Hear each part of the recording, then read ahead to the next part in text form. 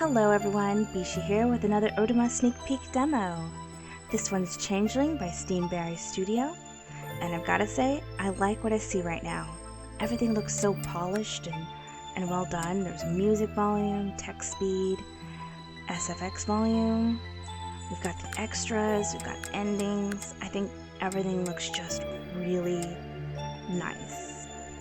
So we're just gonna jump right into it. First name. How about Bishie? Last name. Let's keep last name. And now the story begins. Bishie Lewis. When I was little, I dreamed of being carried away to a far-off land. It was a recurring dream of flying through the air, surrounded by softly singing voices. Back then, I read book after book of old fairy tales in my grandmother's study, the kind where good children didn't always make it out of the dark swamp unscathed, and sometimes the goblins won. During the day, I would run through the forest by our house and pretend the stories were real. Every tree was a sentinel watching over me, and the rustling leaves were the sweet whispers of fairies coaxing me further and further from the house. Then, it all crumbled. The trees and games had to be left behind. Books were left to gather dust on shelves, and dreams were left to fade into memory. Years passed, and all that remained were the distant games and pretend play of childhood. Back then, I didn't know the real fairy tales were darker than anything I could possibly have dreamed up on my own. Chapter 1. The Return Home. We had nearly reached the new house. I was eager to get out of the cramped car and see the new place. The long road trip wasn't agreeing with me, but I couldn't complain too much. After 5 years in a city I hated, we were finally moving back to Pine Hollow, the place where I grew up. That alone was enough to help keep my sanity during the tense, awkward trip back. Unfortunately, the reason behind the move wasn't entirely good. Grandpa had fallen ill and was under strict orders to take it easy and avoid stress. He needed Dad's help with his business. Dad wasn't too happy about leaving his current job and our house in the city behind, much less moving back across state lines to our previous home. I was, though. I missed Grandma and Grandpa. I missed the trees and the looming embrace of the mountains that made Pine Hollow feel enclosed and protected. I missed my best friend.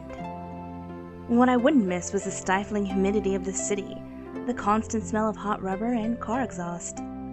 Not to mention the lack of stars at night, and the way rain made everything smell like rust instead of warm earth. As the scenery beyond the car windows became more and more familiar, I found my tiredness fading to be replaced by excitement. This new house isn't that far from the old one, is it? And there's only a few miles apart. This one's a different neighborhood, though. Lots of trees, very wooded. You two will like it. Dad said that, but from the look on Spencer's face, I didn't think it was true. Not for Spencer, anyway. Dad pointed to a small, forested mountain a few miles ahead. Their neighborhood is nestled right at the foot there and winds up the slope. It feels rural, but it's within walking distance of the town square. I was glad that it didn't look like much building had been done in the years we'd been gone. In fact, it didn't look like much had changed at all. So much forest. Looks easy to get lost in. I gave him a sharp look and found him staring at me in that disquieting way he'd picked up over the last few years. He was already trying to start a fight about that. I quickly looked away. Twins were supposed to be close. At least, everyone seemed to think so. Spencer and I were not. We used to be, but not so much anymore. Not after what happened before we moved. And that remark, which seemed so innocent, was clearly a well-aimed jab at me. Let it go already. No one is going to get lost, and I want you both to give me your word you'll be careful in the forest. I don't want to have to ban you from hiking. Ugh. And now Mom was starting too. I sighed and slumped back in the seat, watching the trees slide past as a kaleidoscope of fall colors. I knew I had a tendency to get lost in the woods a lot as a child. It hadn't been a problem in the city since I wasn't inclined to go exploring there. But now that we were moving back to a town that actually had space to roam, I guess everyone was getting worried. It wasn't that I didn't get it. There were a couple of times I wandered into the woods and couldn't find my way back, and was missing for more than a week.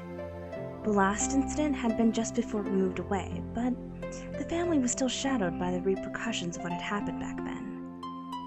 The realtor said there are trails. But you know that probably means animal trails and not actual hiking trails. It can be dangerous. We're not little kids anymore. There are lots of coyotes here, and cougars, even bears. There's also a pretty deep ravine in the woods behind the house from what I understand. We just want to make sure everyone stays safe. Now that we're back, we don't want... Jeez. It's been 5 years. 5 years. 5 years since we moved away. 5 years since Spencer and I had a normal relationship. I couldn't entirely blame everyone's trepidation. It was easy for me to want them to move on since everything had been my fault. I was to blame for the drama the family had been forced to endure, and for what had happened to Spencer. The truth was that every wound from back then was still raw. The emotional ones, the physical ones, and certainly the one inflicted on our relationship. And it didn't matter how many times I'd apologized. Dad turned into a quiet street that wound its way up into the trees. A few rooftops poked through the foliage. It was a great neighborhood. I loved it from the moment we turned onto the street and passed over a trickling creek that vanished into the woods. At the foot of the mountain, and within walking distance of the houses, was the main street of the town, filled with little shops and restaurants. But the neighborhood, hidden behind a thick wall of trees and curled around the mountainside, felt secluded and quiet. It was beautiful and perfect. That sensation of finally being home was stronger than ever. Bishie, go check the boxes up in your room to make sure they put the right ones there. I'll let you unpack your things first, then I want you downstairs to help in the kitchen. Spencer, Same to you.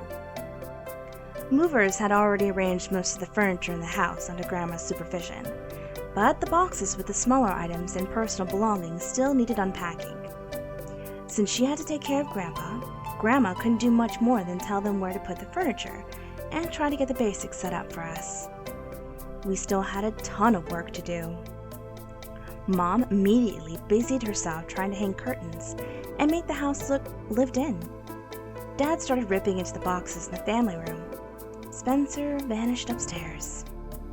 I left Mom in the kitchen and went to take a look at the rest of the downstairs. This house is really great. I'm glad you like it, honey. It wasn't new, but had been completely renovated inside. It looked modern and new, but it still felt old and full of memories, and someone else's history. I love it already. My bedroom was right next to Spencer's room. The only thing separating them was a small, shared bathroom. That was going to be so much fun. He tended to act like any intrusion into his personal space was a huge affront, so I had to walk on eggshells if I didn't want to fight with him. I could only begin to imagine his whining about having to share counter space with all my icky girl things, like a hairbrush and hand lotion. The horror. That aside, my room was pretty nice. It was bright and airy, and I loved seeing my things already put exactly where I'd put... And I loved seeing my things already put exactly where I'd have put them anyway. And looks like Grandma even got my bed ready. All I had to do was unpack the rest of my personal stuff. I started with my school things, pulling the tape off one box to get at what was inside. Suddenly, the door to my side of the bathroom burst open. Spencer stalked in, dropping a dusty box on my clean bedspread. He could have at least knocked. They gave me one of yours. right. Just stay calm. I moved the box to the floor without saying anything. Spencer started to leave immediately. Hang on. Let me make sure I don't have any of yours. Hopefully he didn't make a habit of bursting in.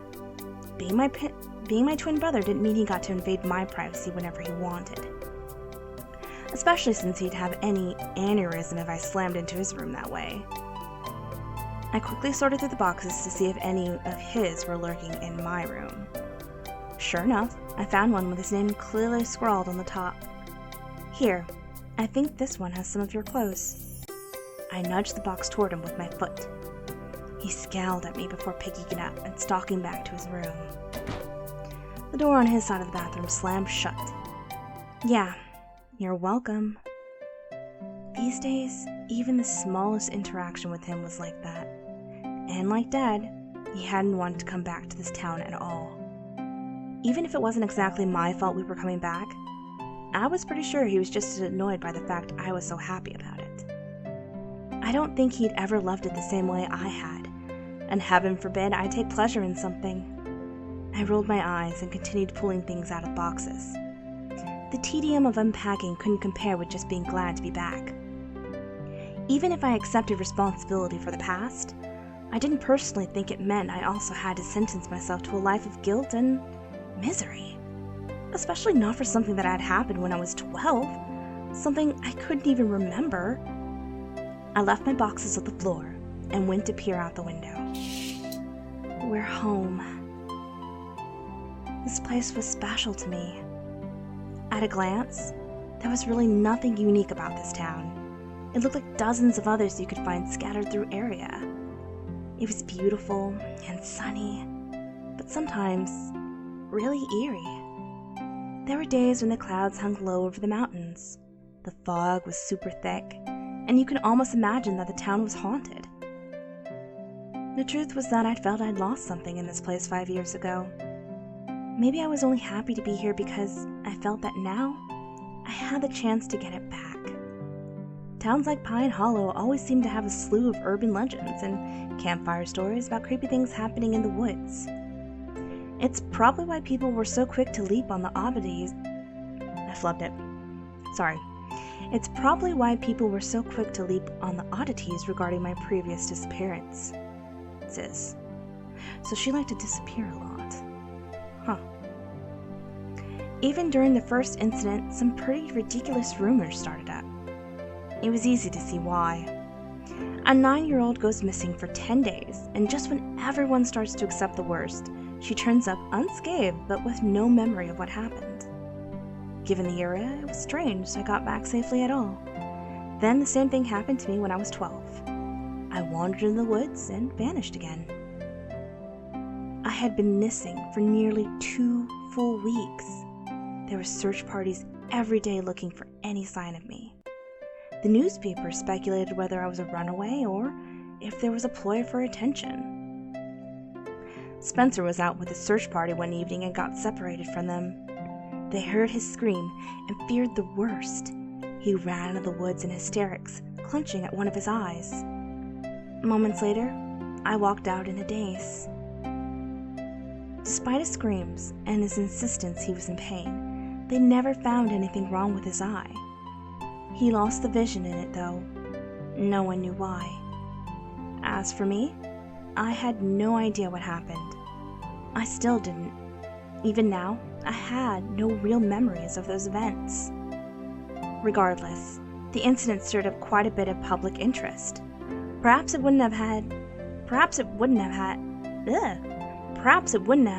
if it hadn't been the second time I'd gone missing like that. Or maybe it would have. People loved mysteries. The outright insane speculation had been bad. My favorite was still the one about me witnessing a murder. But the worst ones were the stories that Spencer had lured me into the woods to try to kill me. Or the other way around. Or that we had both done it for attention, and his injury was fake. It had been a mess.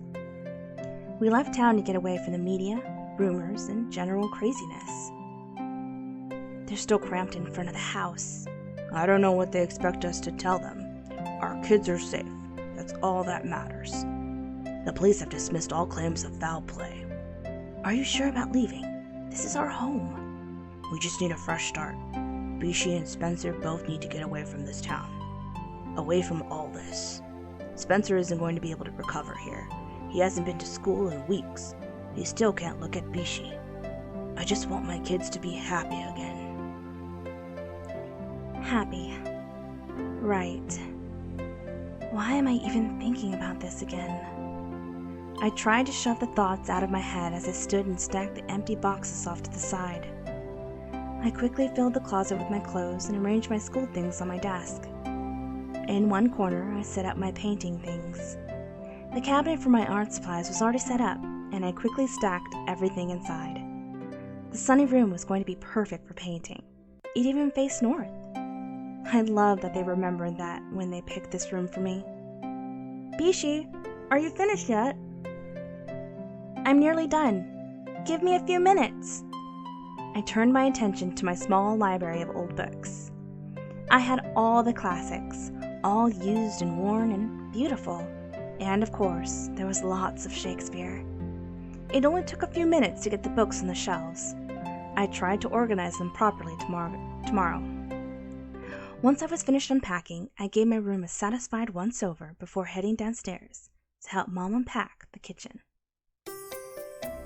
What should I do with the boxes in my room? We'll have to figure out what the recycling pickup schedule is so we can crush them and set them out. For now, just leave them. Okay. Meanwhile, can you set those out on the back porch? She motioned to a few large, empty flower pots near the table. No problem. When you're back, I have a few things for you to take to the basement. Yay. Come on, hurry it up. Aye, Captain. I hefted the stack of pots and managed to wobble my way to the back door with them. Navigating the door handle was a bit interesting, but I managed to get outside without breaking anything. I set them down near one of the brick columns and looked across the overgrown backyard. Honestly, the realtor could have at least hired someone to come down to do the mowing. Something interesting caught my eye, and I hopped off the porch to go investigate. At the back, in a little hollowed-out area near the fence, was a large ring of white mushrooms with round caps. A fairy ring! I smiled as I crouched down and poked one of them. We'd had one at our last house, too. Dad had tried everything to get rid of it, but it was very persistent. No matter what he treated it with, it always came back. He wouldn't be happy about it for some reason. I liked having it there. I smiled slightly. Remember playing with Spencer in our previous backyard. We'd play tag, and whoever made it inside the circle first would be safe. Or we'd lay inside it and pretend we could see the fairies dancing on the mushroom tops, or playing in the tree branches. I took a long, deep breath. I'm so glad to be back. What are you doing out here? I sighed and stood, carefully brushing off my jeans. Why does he always have to sound so angry? Mom has work for you to do. You know, if you have time between daydreaming and communing with nature. Is it possible for you to speak to me like a human being? It would be if I was sure you were a human being. I hated the way he always said things like that with a completely straight face. Ha ha, very amusing. I assure you that sisters are indeed human. Brothers, however, I'm not sure about. Normally one would assume he had meant it literally, but with him, I could never tell. Just get back inside. As he turned away, he snapped a foot out, kicking a few of the mushrooms. What? Why? So far, I'm really liking the story. I'm wondering what's behind the mystery behind that. I'm thinking it'll explain later on, but it's always good to have build-up. Let's stay calm. He has his reasons, and getting angry just wouldn't do it. Why did he always try to ruin things just because I like them? I wanted to get angry, but then we'd just fight, and I didn't want to fight with him anymore.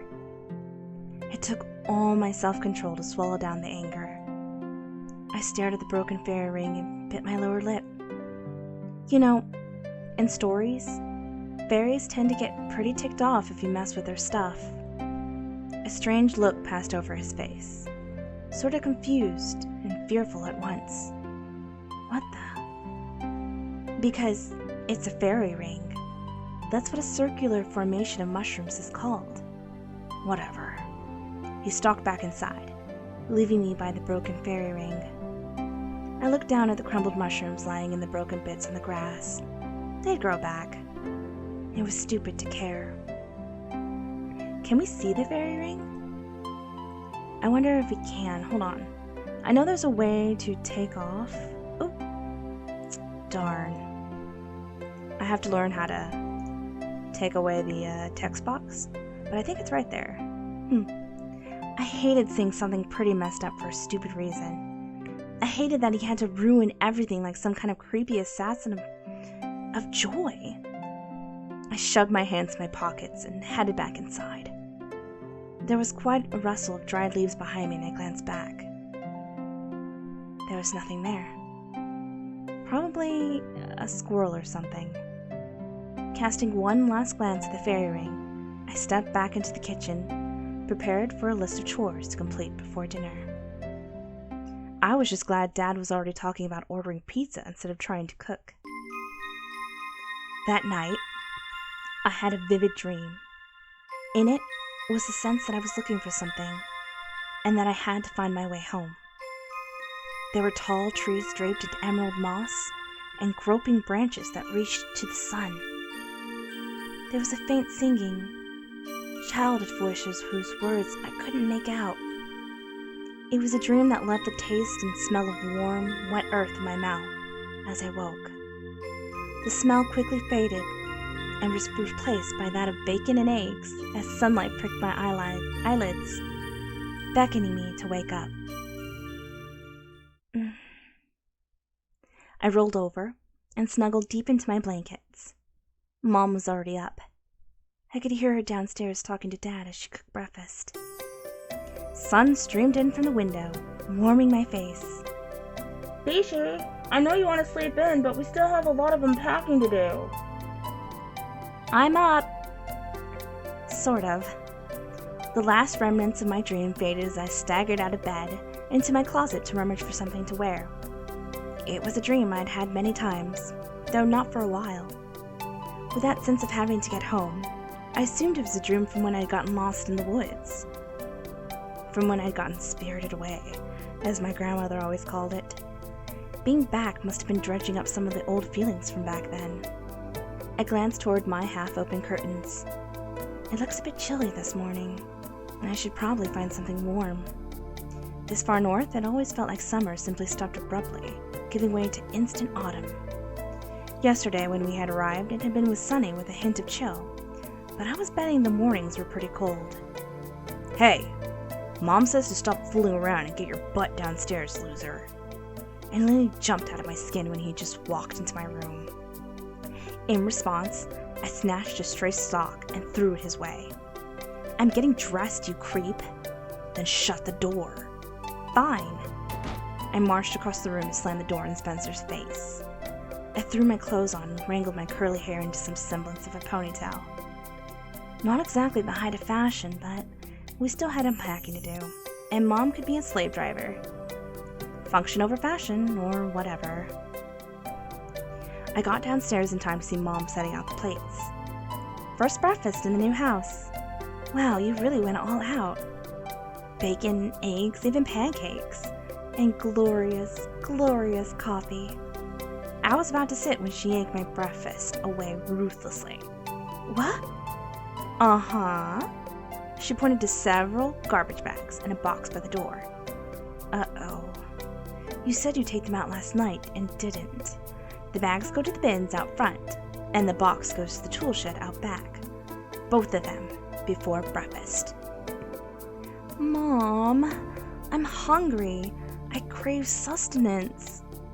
I made sad, whining noises and pawed at her for my plate. She wasn't buying it.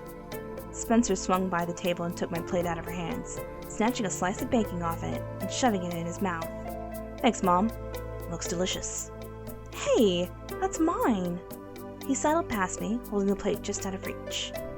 There's plenty of food. Take the trash out, then you can eat. You are so mean, all of you. It was useless to argue. I already knew that. I sighed and trudged to the door, fumbling with a pair of flip-flops there before picking my poison and heading out.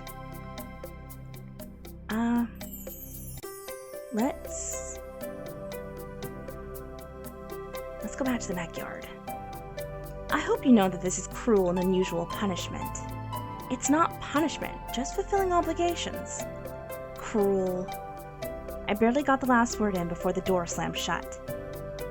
She was big about obligations and responsibilities, but it wasn't too bad, I guess. Dad was way worse. I wrangled the box back to the tool shed at the far corner of our overgrown backyard. What's even in this thing? It must have been tools and stuff since it was heading to the shed. Mom should seriously just get rid of them anyway. Dad was a menace with anything sharp or connected to a power source. He was a businessman to the core, but a handyman? Not so much. Disasters always ensued the moment he got his hands on tools. I waded through the weeds to the tool shed, noting that all the flower beds were still full of wilted buds. It needed some major cleanup. I glanced at the fairy when I passed it. New mushrooms had already popped up to replace the ones Spencer's had kicked. It always impressed me how fast things could grow. I smiled to myself as I walked to the shed. It was in the back corner of the backyard and bolted shut. I wondered if anyone had even tried to open it yet. If there are spiders in there, I would definitely scream. I set the box down and looked all over the bolt to check for creepy crawlies, especially those huge, intimidating orb weavers. A door slammed next door. I glanced over instinctively, but of course, the privacy fence blocked my view. Regardless, it was impossible to avoid eavesdropping on what seemed to be two young guys talking. Did you have to drag me out of bed so early for this? I was up half the night. You're always up half the night. Come on, exercise is good for you. And you asked me to help you with this. I know. Two guys, for sure. One had a deep, worn voice. The other just sounded half asleep. I smiled as I finally slid the bolt over and shut the door open. Sounded like two high schoolers, maybe around my age. I quickly dropped the box off to one side and stepped out of the shed before some gross, creepy crawly got on me. You know, with your skills, you should be great at this, so I'm not going to take it easy on you. Hey, careful. There's no way I'm a match for your crazy... Just catch. I wasn't quite sure what had just happened. I just stepped out of the shed, and suddenly I was on the ground, seeing stars and trying to figure out what had just bounced off my head. It had looked vaguely football-shaped, but who the heck throws like that? Oh my god, are you okay? I blinked rapidly and looked around. Okay, now I'm hearing voices descend from the sky. I probably have brain damage. Up here. Oh, right. Someone was peering at me over the top of the wooden fence. Don't move, okay? I'm coming over.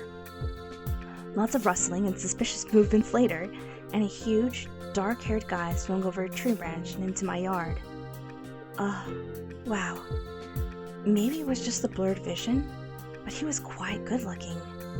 Before I knew it, Mr. Tall, Dark, and Attractive was kneeling over me with a worried look on his face. I am so sorry. I didn't realize anyone would be back here, and, well, my friend was supposed to catch that. He, missed? Are you okay? I felt hands on my face as the boy tried to brush my bangs aside and get a look at my forehead. My cheeks instantly heated up. I made a feeble attempt to push his hands away as they grazed the painful bump forming. I'm fine, seriously. I mean, you have a really good arm, but the stars and little birdies are fading, so I think I'll be fine. He gave me a really sweet, apologetic smile.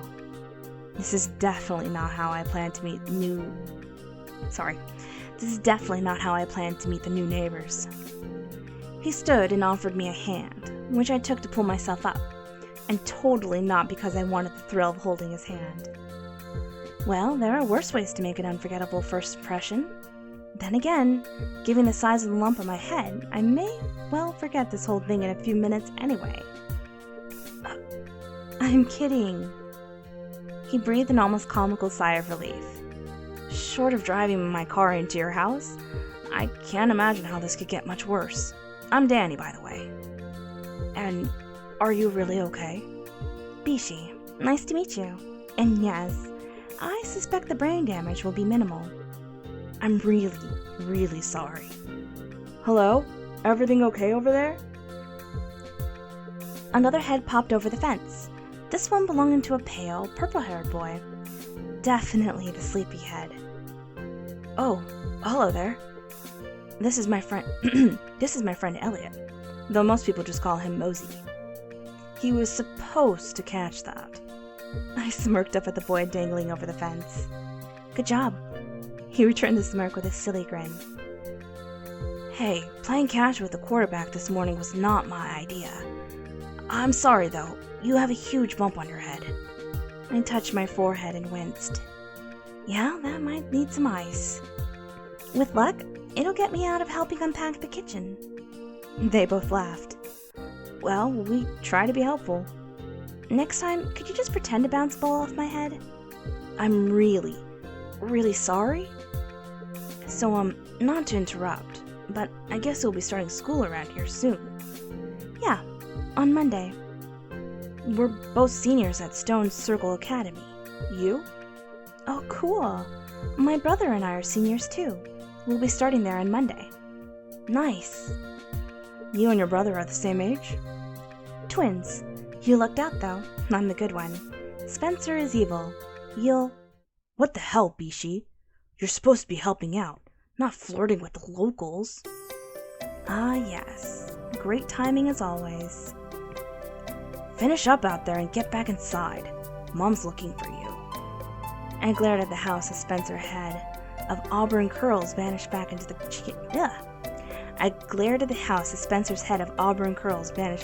kitchen. See? Evil. Sorry to interrupt your packing with flirting, especially by nearly knocking you unconscious. I'll make it up to you sometime. It's not a big deal, though I wouldn't object if you aimed for my brother's head next time instead. I mean, since you like being so helpful. I'll try. It was nice to meet you. Elliot, right? Yep, I guess I'll see you on Monday. Yeah. He vanished behind the fence again, leaving me alone with Danny. Mind if I go out the gate on my way out? Yeah, no problem. I showed him the way out, then went back inside for an ice pack and breakfast.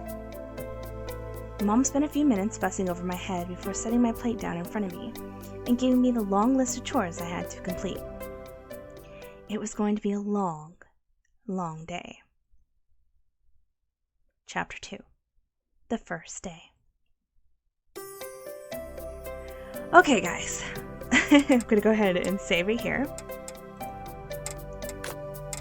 Oh, nice. This is so nice. And I will pick up in episode 2. I'm really enjoying this, even though my voice was almost going out there. Oh, man. That is a lot, but it's a lot in the good kind of way. You know, these really take a lot out of me. I hope you guys enjoyed. I really enjoyed it. I love all the characters. I love the dialogue. I'm loving the mystery. I really want to know why Spencer is being such a dick to his sister. I want to know why he got his eye blinded. I want to know more of the characters. I want to know all of that. So I'm invested, and I hope you guys are too. And I'm Bishie, and I'll see you next episode. Bye!